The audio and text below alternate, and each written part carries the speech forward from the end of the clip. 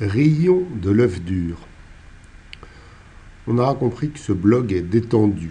Pas de politique, pas de religion, pas d'armée. Sujet que la politesse recommandait d'éviter absolument dans les dîners bourgeois. Ici, rien que du bonheur, de l'enthousiasme. Et aujourd'hui, me voici en position d'adorer ce que je brûlais, les mauvais œufs durs. Avec le sourire, bien sûr. Commençons par le commencement. Il y a des années, voire des décennies, disons au moins deux, j'avais discuté la question de l'œuf dur parfait, que je croyais être le suivant. Écalage facile, blanc non caoutchouteux, jaune non sableux, pas de cerne vert, jaune centré dans le blanc, pas d'odeur de soufre. C'est cette description qui m'a conduit à inventer les œufs à 61 degrés, les œufs à 62 degrés, les œufs à 63 degrés, les œufs à 64 degrés, les œufs à 65 degrés, etc. Bref, les œufs à 6x degrés qui sont maintenant dans de très nombreux restaurants. Par exemple, dans la petite ville alsacienne de Kaysersberg, le chef Olivier Nestli a un restaurant qui s'intitule 64 degrés. Et évidemment, il sert des œufs à 64 degrés. Bon.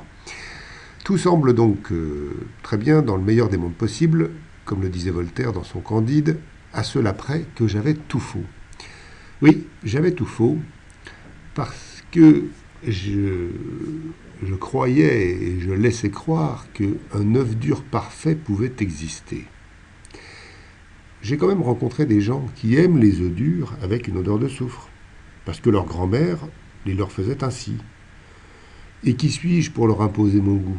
D'ailleurs, même pour moi-même, l'œuf dur parfait n'existe pas. Certains jours, je les veux plus durs, d'autres plus mous, et selon l'accompagnement également. Il les faut d'un certain type plutôt que d'un autre. Bref, la quête était plus importante que le résultat.